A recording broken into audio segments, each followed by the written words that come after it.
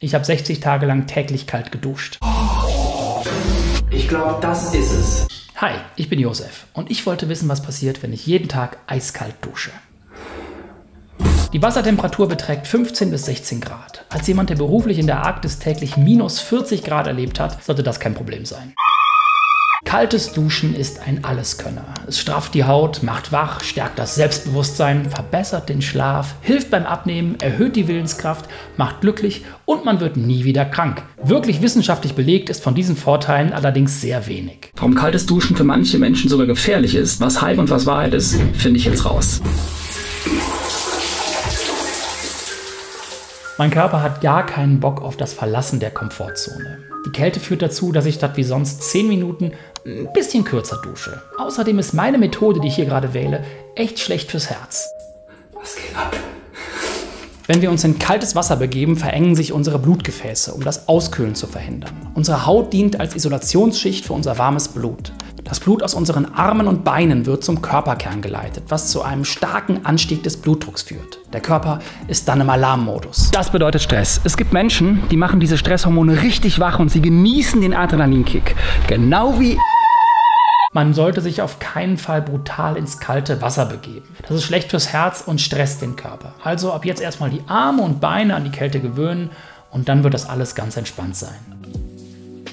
Die ersten Tage sind nicht einfach. Ich meine, ich stehe früh auf und fange direkt an zu frieren. Aber an Tag 3 tritt plötzlich noch ein ganz anderes Problem auf. Okay, ich stehe hier seit bestimmt 10 Minuten. Es waren 2. Und trau mich nicht, das ist echt albern. Das ist nicht albern. Es ist eine ganz schöne Überwindung, sich jeden Morgen nach dem warmen, gemütlichen Bett unter eine kalte Dusche zu stellen. Da kann das langsame Annähern noch so sanft sein. Es bleibt einfach eine saukalte... Es wird besser. Meine Duschzeit verlängert sich jeden Tag. Ich bin wirklich wach nach dem Duschen und es wird langsam erträglicher durch die Routine. Nur das Haarewaschen muss schnell gehen, damit mein Kopf nicht zu kalt wird, da das Gehirn bei Temperaturen unter 35 Grad erste Einschränkungen zeigt. Und am Ende der ersten Woche passiert dann etwas Seltsames, das ich bis heute nicht genau erklären kann.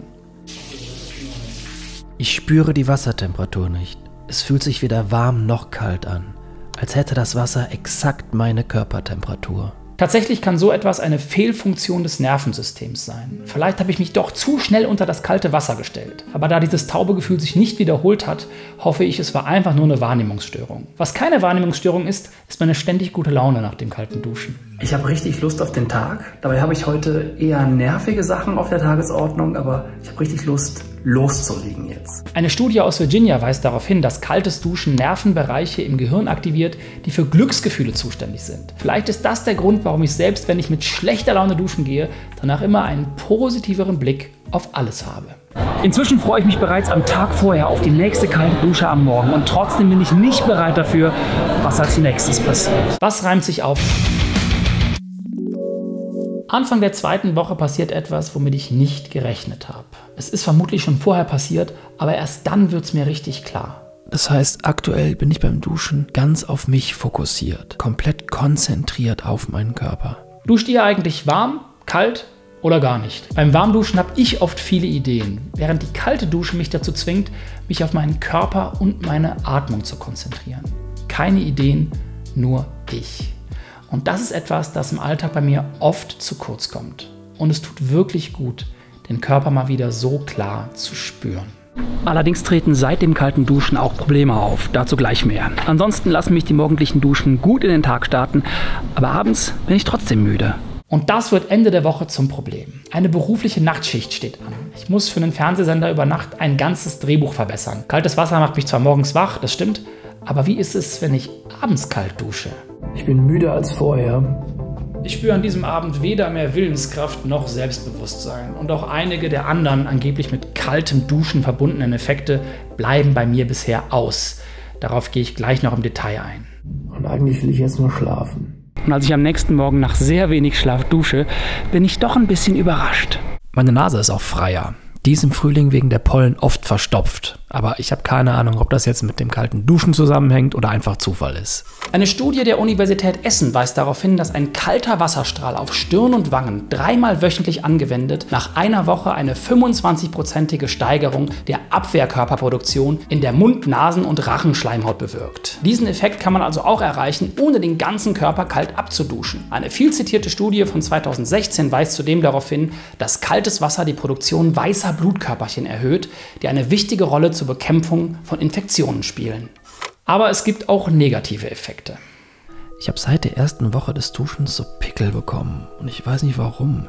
Ziemlich unangenehm. Kaltes Wasser entfernt Schmutz viel weniger effektiv als warmes Wasser und das kann zu verstopften Poren führen. Zu warmes Wasser ist aber auch nicht gut, da es die Haut austrocknet. Wenn es um Kälte und Wasser geht, fällt ein Name immer sehr schnell: Wim Hof. Seine Atemtechnik und das Eisbaden soll gegen Depressionen helfen und sehr gesund sein. Die wissenschaftlichen Belege dafür fehlen, wenn man mal ihn und seinen Zwillingsbruder ausklammert. Bei den beiden scheint nämlich eine gewisse Kälteresistenz genetisch veranlagt zu sein. Das ist aber nach wissenschaftlichem Stand kein Resultat von der gut verkauften Wim Hof Methode. Aber welche Effekte kann ich an mir persönlich feststellen? Also diese Effekte hier konnte ich persönlich nicht feststellen, aber dafür diese. Ich habe nicht mehr so trockene Haut, bin spürbar glücklicher und ja gut, Punkt 3 ist eher so ein Gefühl. Ich glaube schon, dass ich das sagen kann, dass ich mich aktuell gesünder fühle, auf jeden Fall fitter, wacher. Es gibt eigentlich nur ein Problem gerade: es ist viel zu. Irgendwo im Bumerangnebel herrschen Temperaturen von minus 272 Grad. Auf der Erde sieht es ein bisschen anders aus. An einem besonders heißen Tag, an dem es morgens schon krasse Temperaturen hat, dusche ich zu lang. Fast 10 Minuten stehe ich unter dem kalten Wasser und setze mich damit direkt mehreren negativen Effekten aus. Ich habe richtig fiese Kopfschmerzen, also richtig Brain Freeze. Und mir ist insgesamt jetzt heißer als vorher, also wirklich gebracht hat es nichts. Das ist eine Warnreaktion meines Körpers. Was ist hier passiert? Durch die plötzliche Kälteeinwirkung ziehen sich die Blutgefäße im Körper einschließlich des Gehirns zusammen. Dadurch gelangt weniger Sauerstoff und Energie ins Gehirn und es reagiert mit sofortigem Schmerz, um auf das Problem hinzuweisen. Und das sollte ich nicht wiederholen. Bei Hitze kalt duschen sorgt für eine Gegenreaktion des Körpers, der sich dann noch stärker aufheizt. Ist es also an der Zeit, endlich wieder warm zu duschen? Und dann dusche ich zum ersten Mal wieder warm. Boah, tut das gut. Boah, das ist unfassbar gut. Und dann wieder kalt. So krass, wie innerhalb von einmal warm duschen, das kalten Duschen wieder unerträglich krass ist. Und dann erst warm und dann kalt. Okay, das Wechselduschen hintereinander weg war jetzt, glaube ich, das Coolste. Mir geht's jetzt richtig gut. Warmduschen war angenehm. Kaltduschen hat mir jetzt so einen Kick verpasst. Ich glaube, das ist es. Das ist nämlich auch die medizinische Empfehlung. Angenehm warm duschen, nicht zu heiß, und am Ende eine gute Minute kalt abduschen, um die Blutgefäße zu trainieren. Denn viele von uns sind es nicht mehr gewöhnt, angemessen auf Kälte zu reagieren. Ein solches Körpertraining kann da helfen. Kaltduschen macht mir Spaß. Es gibt mir einen morgendlichen Kick, verbessert meine Laune und tut mir gut. Auch wenn ich viele der angepriesenen Effekte nicht feststellen konnte. Ich bin morgens wacher, auch seit ich von eiskalt auf warm-kalt Wechselduschen gewechselt habe und insgesamt glücklicher. Da sich aktuell kaum etwas geändert hat in meinem Leben, beziehe ich auch das auf die morgendliche Überwindung und auch das Gefühl, früh schon etwas geschafft zu haben. Wissenschaftlich belegt ist es nicht. Dafür aber, dass kaltes Duschen unsere Blutgefäße trainiert. Kaltduschen ist kein Alleskönner und macht euch nicht zu einem besseren oder krasseren Menschen, also entspannt euch, duscht lauwarm, vielleicht kalt abduschen, je nachdem wie es euch geht. Das ist alles. Bis bald.